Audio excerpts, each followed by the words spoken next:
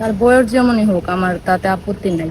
তার দুইটা তিনটা বাচ্চা থাকলেও আমি নিজের বাচ্চার মতো তাদেরকে করে দেখে নেব।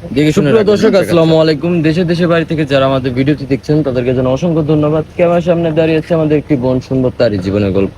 আসসালামু আলাইকুম আপু। ওয়ালাইকুম সালাম। জি, কেমন আছেন?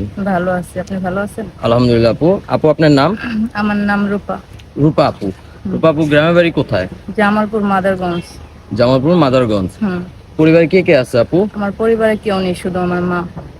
মা আছে, ভাই বোন নেই আপনার? না, ভাই বোন নেই, বাবা মারা গেছে। ও আপু, আপনার বয়স কত? আমার বয়স 18। 18 বছর। হুম।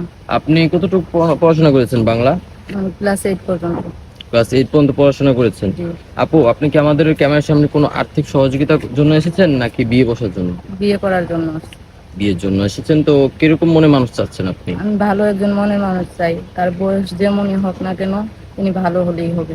ভালো একটা মনে মানুষ চাচ্ছেন। হুম। তো আপনি কিরকম বয়সের লোককে বিয়ে করতে চাচ্ছেন? শুনে রাখবেন, বাচ্চা কাচ্চা। হুম। আচ্ছা আপু, আপনার বয়স তো 18, আপনি কি একটা 50-60 বছরের লোককে বিয়ে করবেন? হ্যাঁ পারবো, উনি যদি ভালো হয়। আপনার সাথে মানাবে? মানানোর প্রয়োজন নাই, আমার ভালো হলেই হবে। আপনি মানিয়ে নেবেন, তাই না? হ্যাঁ, মানিয়ে নিব। আচ্ছা আপু, অনেক ভাই এমন বয়সে ভাইয়েরা তো সচরাচর সিঙ্গেল থাকে না, বিয়ে করে স্ত্রী মারা যায় অথবা একজনের সাথে পরকীয়া করে চলে যায়। হুম। প্রবাসী ভাইদের সাথে বেশি একটা ঘটে। তো আপনি কি অ্যাকসেপ্ট করবেন বিষয়গুলো, হ্যাঁ। নাকি পরে কোনো ঝামেলা হবে? না, ঝামেলা হবে না, মানিয়ে নিতে পারবো। আচ্ছা আপু, যদি কি দু তিনটা বাচ্চা থাকলে আপনি অ্যাকসেপ্ট করবেন? হ্যাঁ করব। এটা তো আপনি মুখে বলতেছেন, যদি বিয়ের পর যদি আরেক রূপ দেখা যায়? হ্যাঁ, আমি অ্যাকসেপ্ট করব। কোনো সমস্যা করবেন না, তাই না, না? কোনো নিজের বাচ্চার সমস্যা মতো করব। দেখবেন? হ্যাঁ, নিজের বাচ্চার মতো তাদের আমি দেখবো। আচ্ছা আপু, আপনি সংসারের সব টুকিটাকি কাজ পারেন? হ্যাঁ পারি। আপনার কি আগে বিয়ে হয়েছিল? জি না। বিয়ে হয় নাই। জি না।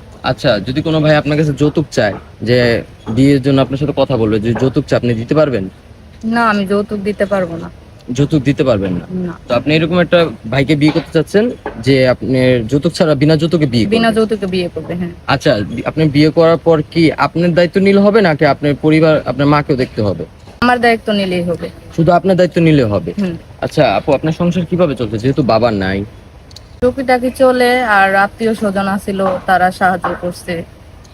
ও, তো আপু আপনার সাথে যোগাযোগ করবে কিভাবে? আমার সাথে আপনাদের মাধ্যমে যোগাযোগ করতে হবে, কারণ আমার তো ফোন নেই। আপনার কাছে কোনো পার্সোনাল ফোন নেই? না। আচ্ছা আপু, সুপ্রিয় দর্শক, ইতিমধ্যে দেখতে পাচ্ছেন স্ক্রিনে একটি নাম্বার। এই নাম্বারে ইমো, হোয়াটসঅ্যাপ সব খোলা আছে। কেউ যদি রূপা আপুর সাথে কথা বলতে চান, সরাসরি ভিডিও কলে দেখতে চান, আমাদের সাথে যোগাযোগ করলে আমরা রূপা আপুর সাথে যোগাযোগ করে দিব। কেউ অযথা ভিডিও কল, অডিও কল দিবেন না। যারা ওনাকে বিয়ে করবেন বা বিয়ের কথা প্রস্তাব দিতে চান, তারাই আমাদের সাথে যোগাযোগ করলে আমরা রূপা আপুর সাথে যোগাযোগ করে দিব। আচ্ছা আপু, আপনি নামাজ কালাম পড়েন? জি পড়ি। 5 ওয়াক্ত পড়েন? জি, 5 ওয়াক্ত নামাজ পড়ি। আচ্ছা, আপনি কোরআন শরীফ পড়তে পারেন? জি খতম পারি। হয়েছে? হ্যাঁ পারি। আচ্ছা আপু, যদি কোনো ভাই বিয়ে করার পর আপনাকে বাইরে নিয়ে যায়, আপনি যাবেন? হ্যাঁ যাব। আচ্ছা, যদি কোনো ভাই যদি তার বাড়িতে পাঠিয়ে দেয়? যাব, কোনো সমস্যা নাই। আচ্ছা, তো আপনি তো গ্রামের মেয়ে, গ্রামের সব কাজ তো পারেন, তাই না? হ্যাঁ পারি। আচ্ছা আপু, আপনি ভালো থাকবেন, আমরা একটা মনে মানুষ জুগিয়ে দেওয়ার চেষ্টা করবো। আসসালামু আলাইকুম। ওয়ালাইকুম আসসালাম।